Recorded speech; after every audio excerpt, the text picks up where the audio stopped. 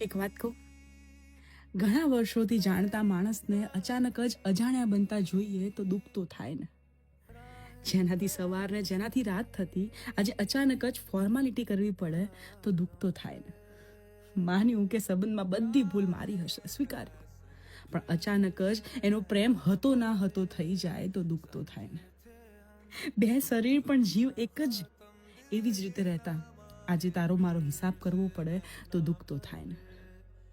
એનામાં જ મારી આખી દુનિયા ખોવાયેલી, આજે મારી આખી દુનિયા બદલાઈ જાય તો દુઃખ તો થાય ને.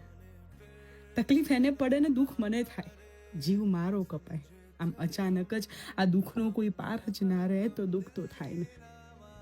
એના વગર ના ક્યારે કોઈ ગમ્યું ના ક્યારે ગમશે, પણ આમ અચાનક જ એ જ માણસ બીજો રસ્તો દેખાડે તો દુઃખ તો થાય ને.